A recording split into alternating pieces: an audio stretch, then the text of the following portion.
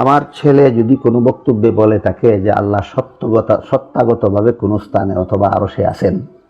আসসালামু আলাইকুম ওয়া রাহমাতুল্লাহি ওয়া বারাকাতুহু। বিসমিল্লাহির রহমানির রহিম।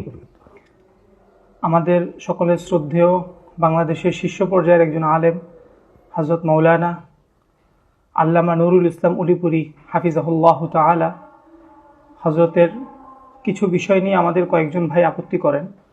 তো আজকে আমরা হযরতের থেকে দুটি বিষয় স্পষ্ট হওয়ার চেষ্টা করব। প্রথম বিষয়টি হচ্ছে যে হুজুর, আপনার এক বক্তব্যের মধ্যে আপনি বলেছেন যে আল্লাহ তাআলা সর্বত্র বিরাজমান। আবার আমরা যে বক্তব্যটা পেশ করেছি সেখানে আপনি বলেছেন যে আল্লাহ তাআলা সকল কিছু সৃষ্টির পূর্বে যেমন ছিলেন এখনও তিনি তেমনই আছেন। এখন এই দুইটা বক্তব্যের মধ্য থেকে কোন বক্তব্যটি আপনার নিকট সঠিক বা কোন বক্তব্যটি আপনার নিকট আহলুস সুন্নাত ওয়াল জামাতের বক্তব্য অথবা আপনার সর্বশেষ বক্তব্য কোনটি? বিসমিল্লাহির রহমানির রহিম। নাহমাদুহু ওয়া নুসাল্লি আলা রাসূলিহিল কারীম। আমি যে সমস্ত বক্তব্যে বলেছি আল্লাহ মানুষের সমাবেশেও থাকেন, বিভিন্ন স্থানে অমুকখানে তমুকখানে থাকেন, এই মর্মে যেসব বক্তব্য দিয়েছি, এইসব বক্তব্য পবিত্র কুরআনের এবং হাদিসের বিভিন্ন বরাত সহকারে দিয়েছি। কুরআন হাদিসের যত স্থানে আল্লাহ কোন স্থানে আছেন বলে উল্লেখ করা হয়েছে, যেমন কোথাও বলা হয়েছে সমস্ত লোকের সাথে সাথে থাকেন, কোথাও বলা হয়েছে 3 জন মানুষের সমাবেশে আল্লাহ থাকেন, কোথাও বলা হয়েছে 5 জন মানুষের সমাবেশে আল্লাহ থাকেন, এমনকি এক পর্যায়ে আল্লাহ বলেছেন ওয়ামা কুন্না গায়িবিন, আমি কোথাও অনুপস্থিত নই। তেমনিভাবে হাদিস শরীফে আল্লাহ রাসূল বলেছেন ইন্নাকুম লা তাদউনা আসাম্মা ওয়ালা গায়িবা, তোমরা যার কাছে দোয়া করো তিনি বধির নন, তিনি অনুপস্থিত নন। এই যে এই সমস্ত নুসুস কোরআন হাদিসের এই সমস্ত বাক্যে যে আল্লাহ অমুকখানে তমুকখানে আছেন বলা হয়েছে, এর মর্ম হলো আল্লাহ গুণগতভাবে সর্বত্র আছেন। জগতে এমন কোনো স্থান নাই যেখানে আল্লাহ গুণগতভাবে নাই। সুতরাং আমার বক্তব্যে এবং কোরআন হাদিসে যেখানে যেখানেই আল্লাহর সাথে কোনো স্থানের উল্লেখ করা হয়েছে সেখানে উদ্দেশ্য হলো আহলে সুন্নাত ওয়াল জামাতের স্থিরকৃত সিদ্ধান্ত মতে সে সমস্ত ক্ষেত্রে উদ্দেশ্য হলো আল্লাহ গুণগতভাবে সর্বত্র বিরাজমান। আর আমি আমার যে বক্তব্যে বলেছি যে আল্লাহ কোনো স্থানে অবস্থান করেন না, এই ব্যাপারেও আহলে সুন্নাত ওয়াল জামাতের পরিষ্কার সিদ্ধান্ত আছে। সেটা হলো আল্লাহ সত্তাগতভাবে কোনো স্থানে অবস্থান করেন না।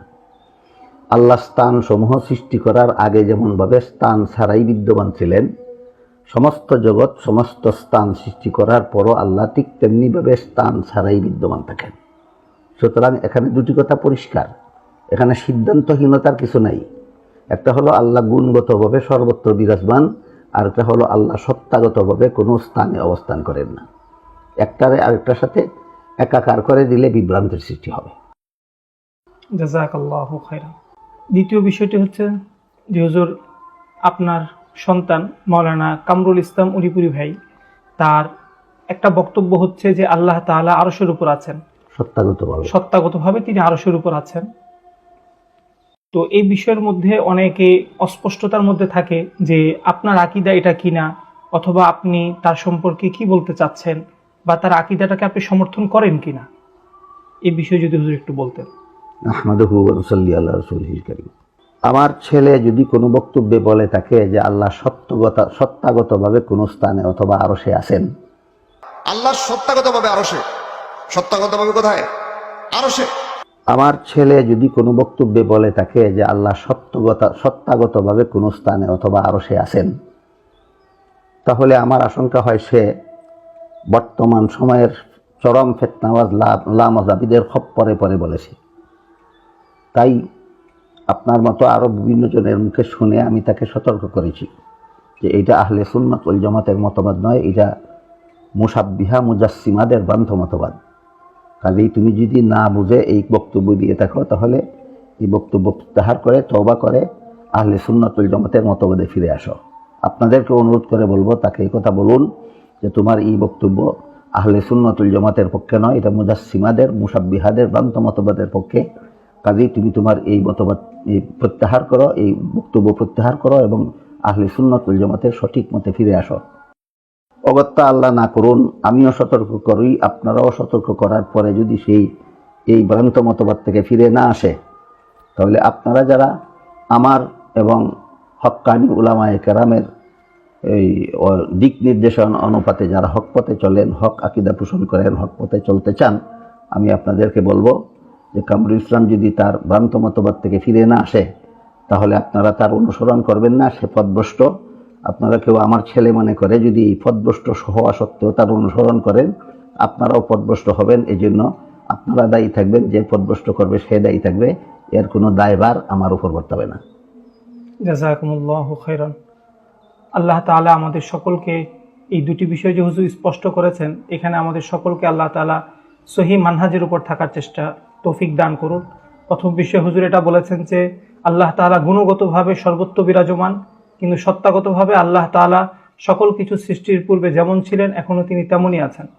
দ্বিতীয়ত হুজুর তার সন্তানের বিষয়ে স্পষ্ট করেছেন যে তার যে আকীদা ভ্রান্ত আকীদা, সুতরাং আমরা হুজুরকে যারা মহাব্বত করি এই কারণে আমরা তার সন্তানের আকীদা যেন গ্রহণ না করি, এবং আমরা সকলে দোয়া করি আল্লাহ তাআলা যেন হুজুরের সন্তানকে সহিহ আকীদা গ্রহণের তৌফিক দান করেন এবং তাকে আবার আহলুস সুন্নাত ওয়াল জামাতের আকীদাতে ফিরে আসার তৌফিক দান করেন। আমিন। আমিন। ওয়া আখিরু দাওয়ানা আলহামদুলিল্লাহি রাব্বিল আলামিন।